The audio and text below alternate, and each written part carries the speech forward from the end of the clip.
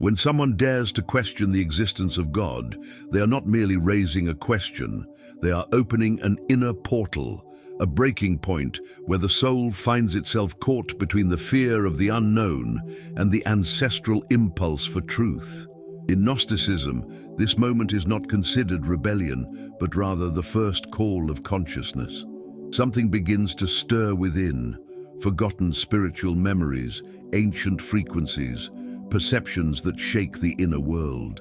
It is precisely at this moment that the unexpected happens, and almost no one is prepared for it. In Gnosticism, questioning God does not mean denying God.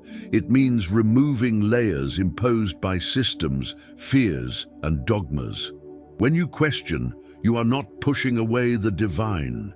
You are pushing away the lie that has been placed between you and Him. Doubt acts like a spiritual scalpel. It hurts, it cuts, but it liberates. It is here that the old belief structure begins to crumble, giving way to something infinitely greater. Think of all the times you were taught to fear judgment, to fear punishment, to fear even asking questions. This fear didn't come from God. It came from structures that benefited from your silence. True spirituality has never been afraid of inquiry. On the contrary, it invites you to look deeper, to question courageously, to tear away the veils that obscure the light. When you begin to doubt, something strange happens. You feel an inner pressure, as if you were betraying something sacred, but this feeling is not divine guilt. It's human conditioning. It's the echo of generations that were taught not to think, only to obey. And the moment you break with that, an ancient energy awakens. It's as if your soul recognizes, finally, you are ready to see. The most dangerous illusion is not doubting God. It's believing that God needs your illusions to exist. He doesn't, but you need to let them go in order to finally find Him. The first Gnostic shock is realizing that perhaps God is not a distant being, sitting on a cosmic throne, judging your every move. The question, does God exist, opens the way to another. What if He has always been within me? At that moment, the individual experiences an ambiguous sensation, fear of being alone and at the same time, the strange certainty that they have never been helpless. This is one of the most unsettling and liberating moments of the spiritual journey, because if God has always been within you, it means that all the prayers directed to heaven, all the pleas sent to infinity, were in fact conversations with your own divine essence. And this doesn't diminish the sacred, it amplifies it in an awe-inspiring way. You realize you were never truly alone, because you could never be. The loneliness you felt was merely the forgetting of your own nature. It was the illusion of separation between creator and creature, between the human and the divine. But this separation never existed. It was merely a device, a mental construct that served to keep you away from your own power. Imagine waking up one day and discovering that the home you've been searching for your whole life was within your own heart, that the light you sought in temples, in scriptures, in the words of masters, always emanated from you. This isn't arrogance, it's recognition. It's remembering who you were before you forgot. And when that realization sets in, something changes forever. You no longer need intermediaries. You no longer need empty rituals or distant promises, because the divine is not miles away. It's a conscious breath away from you. Have you ever felt like you were searching for something that's always been inside you? If so, like this video and share it with someone who needs to discover this truth. When the external God crumbles, a void emerges. But this void is not absence. It is an invitation.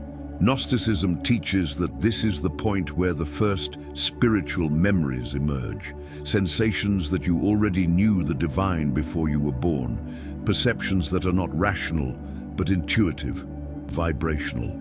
This is where many begin to experience synchronicities, coincidences that are not coincidences, answers without questions. That void that arises when you stop believing in the institutional God is, in fact, the space where the true God can finally reveal himself. While you were busy following rules and repeating memorized prayers, there was no room for real experience. But now, in this uncomfortable silence, something begins to pulsate. You start noticing patterns, numbers that repeat themselves, dreams that connect, encounters that can't be mere coincidence. It's as if the universe has been trying to speak to you all along, but you were too busy praying to a distant heaven to realize that the answer was happening all around you.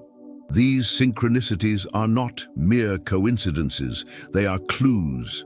They are fragments of a larger memory, a consciousness you possessed before incarnating in this body, in this world, in this system. And the more you question, the more these clues appear. They emerge in songs, in random conversations, in books that fall in front of you at the exact moment. It's frightening because you realize you're not in control. But it's also liberating because you understand that there's an intelligence operating beyond your limited mind, an intelligence that knows you better than you know yourself. And this intelligence doesn't judge, it simply guides, silently, patiently, waiting for you to recognize the signs. At this stage, many report experiences they cannot explain, a feeling of spiritual ecstasy that arises from nowhere. A profound peace amidst chaos, an inexplicable certainty that everything is connected. These are not hallucinations. They are the first waves of Gnostic awakening. They are the memories of the soul returning to the surface. When you question God, you inevitably question the very creator of the universe. In Gnostic traditions, this is the moment when the seeker realizes that perhaps the God taught by religion is merely an intermediary, not the supreme source. This revelation causes conflict. If the creator of the body is not the creator of the soul, then where did I really come from? This is one of the most dangerous and profound questions anyone can ask, because it completely destroys the linear narrative that has been sold to us. You begin to realize that the material world, with all its pain, limitation, and chaos, could not have been created by the same force that created your consciousness, your capacity to love, to transcend, to seek the infinite. Gnostic texts speak of the demiurge, the architect of this world, an imperfect creator who shaped matter, but not spiritual essence. And when you understand this, everything changes, because you realize that your soul does not belong to this world. You are an exile, a traveler, a divine spark imprisoned in a dense body on a dense planet, under rules that never made sense to your spirit. And suddenly, that feeling of not belonging, that existential angst you've always carried, it all makes sense. You weren't crazy, you weren't inadequate, you simply remembered deep down that this isn't your true home. This realization can be overwhelming. Because if the world wasn't created by the Supreme Source, then who created it, and why, and how can you escape this prison without even understanding the rules of the game? These questions don't have easy answers, but simply asking them is already an act of spiritual rebellion. It's refusing the imposed narrative. It's choosing the truth, even if it's uncomfortable. And it is at this point that the Gnostic seeker understands. The goal is not to adapt to this world. The goal is to remember where you came from and find your way back. This instinct arises when you begin to feel that your soul remembers a place that is not on earth. It's as if something is whispering, "You are not of this world." Doubt about God awakens the remembrance of one's own essence. The body fears, but the spirit recognizes. And the more you question, the more the answers begin to appear, not outside, but inside. This instinct of origin is one of the most striking experiences of the Gnostic journey. It's a visceral, almost painful feeling of longing for something you can't name. It's looking at the night sky and feeling you've been there before. It's listening to an old song and being transported to a memory that shouldn't exist. It's dreaming of places you've never visited, but which seem more real than reality itself. The physical body reacts with fear because it knows that if you fully remember, you'll want to leave, you'll want to go back home, and the body depends on your identification with it to continue existing. So it creates resistance, distractions, doubts. It keeps you busy with survival, with superficial pleasures, with worldly worries, anything to keep you from fully awakening. But the spirit recognizes. It always knew. It never completely forgot. And when you begin to question, it awakens like a lion that has been asleep for ages. It roars within you, demanding freedom, demanding truth, demanding a return to the origin. This conflict between body and spirit intensifies. You begin to feel like you're living two lives at the same time, one here, trapped in the obligations and limitations of the material world, the other there, connected to a vast, luminous, boundless reality. And the more you nourish the spirit, the more fragile, temporary, almost unreal material life seems. It is at this moment that the answers begin to come from within, not through books, not through masters, but through an inner wisdom that has always been there, waiting for you to ask the right questions. It's as if each doubt were a key that unlocks a new door within your consciousness. And behind each door, there is a greater, deeper revelation, closer to absolute truth. At this point, the question ceases to be, does God exist? And becomes, what exactly is God? The seeker begins to realize that God is not a name, a book, or a doctrine. God comes to be perceived as consciousness, energy, origin, memory, light that knows and observes, not someone who punishes, but something that sustains. Doubt opens the way for experience, and experience replaces belief. This transformation in perception is revolutionary, because you stop seeking God as an external figure and begin to experience him as an internal presence. God is no longer an authoritarian figure who needs to be pleased or feared. God is the silent consciousness that witnesses your every thought. It is the energy that keeps your heart beating without you having to think about it. It is the invisible intelligence that organizes chaos into order, that transforms seeds into forests, that sustains entire galaxies effortlessly. You realize that God isn't interested in empty rituals or desperate promises. He doesn't need your worship. He is worship itself. He doesn't demand sacrifices. He is the sacrifice that sustains all existence. And when you understand this, spirituality ceases to be a burden and becomes a dance, a living, pulsating, dynamic relationship with the very essence of life. Experience replaces belief because belief has always been just a concept, a mental idea you carried around. But experience is real. It's undeniable. When you feel the divine presence within you, when you experience unity with all that exists, when you realize that you and the universe are made of the same conscious substance, there is no more room for doubt, not because you chose to believe, but because you know. And this knowledge doesn't come from the mind, it comes from a deeper place. It comes from the soul that has finally remembered itself. If you're feeling this transformation happening within you right now, like this video, and share it with someone who's also questioning everything. The most surprising aspect is that by questioning, you don't distance yourself from the divine. You draw closer to it for the first time. The god of fear falls, the god of control disappears, and a silent, immense, inner, luminous God emerges. One who demands no belief, only perception. This is where many report spontaneous spiritual experiences, intense emotions, profound insights, sudden peace, vivid dreams. This is the great paradox of the Gnostic path. The more you question, the more you find. The more you deconstruct, the more you reconstruct. but this time on solid, authentic, real foundations. The God who falls was not God. He was a human projection, a tool of control, a distorted image created to keep the masses obedient. But when that false image crumbles, the true divine emerges, and it is completely different. It doesn't shout, it whispers, it doesn't threaten, it welcomes, it doesn't demand, it offers. It is a God who doesn't need to be defended because it is self-evident, who doesn't need to be proven because it reveals itself in its very existence. Many report that after this collapse of the old structures, they begin to have experiences they never imagined possible.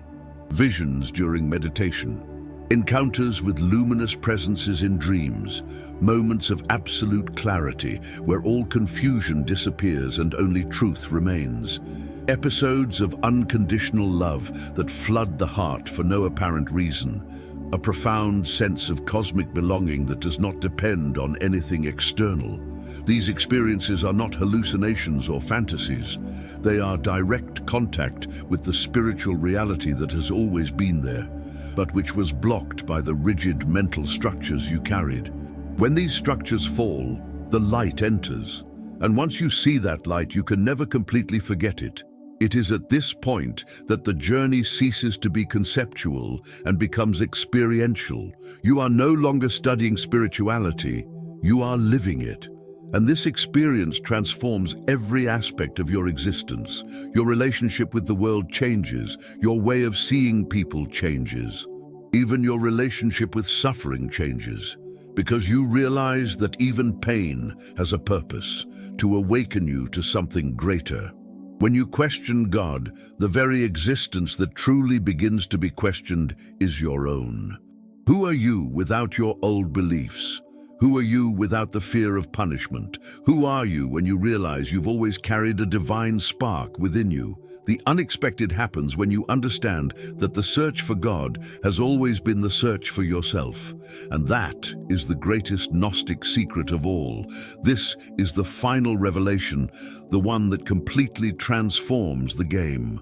Because you realize that every question about God was, in fact, a question about yourself. Every doubt about the existence of the divine was at its core a doubt about your own nature. And when you finally see this, the search turns definitively inward.